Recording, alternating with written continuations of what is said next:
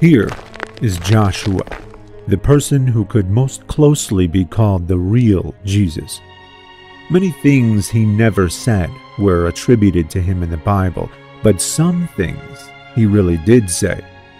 They weren't said to huge crowds on a shore while he sat in a boat, as it says in the Bible. Nor were these things preached from a mountainside. No, they were said quietly and in secret, like here, by this fire. Huh. Well, what did he say? Parables, coded language, what I know now to be a warning. Listen carefully. The parable of the net. Once again, the kingdom of heaven is like a net that was let down into the lake and caught all kinds of fish. When it was full, the fishermen pulled it up on the shore. They sat down and collected the good fish in baskets, but threw the bad away. This is how it will be at the end of the age. The angels will come down and separate the wicked from the righteous, and throw them into the blazing furnace, where there will be weeping and gnashing of teeth. That's recorded in Matthew chapter 13. He's warning people about hell, right? That's what I thought at first as well. But I think he was speaking to me directly, trying to tell me something else. What? Adam, think about it. Jesus reiterated his warning in the parable of the weeds. He told us of a farmer whose enemies planted weeds in his field of wheat. The farmer allowed the weeds to grow so that the wheat would not be pulled up with them. But during the harvest, the farmer had his servants pull up all the weeds first and burn them. Then he had them harvest the wheat and store it in his barn. This was supposedly his analogy for heaven, the servants, like angels, separating the wicked from the righteous, burned the wicked and brought the righteous into heaven. Later, Jesus gave the warning a third time in the parable of the shepherd. He never actually called himself the shepherd, though it says differently in the Bible.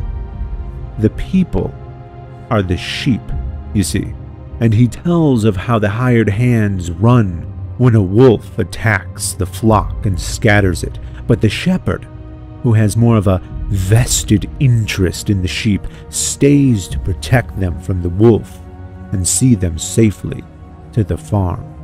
And you don't think he was warning people about the devil and hell and being led away from God? No. I think that's what he wanted Yahweh to see, a red herring. But I think he was trying to tell me something else entirely. But I failed to realize. What? What was he trying to tell you? He was trying to tell me that indeed the fishermen separate the good fish from the bad. But what happens to the good fish regardless?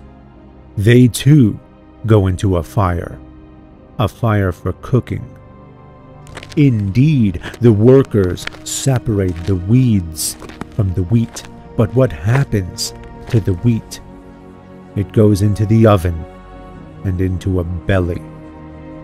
Indeed, the shepherd protects the sheep from the wolf.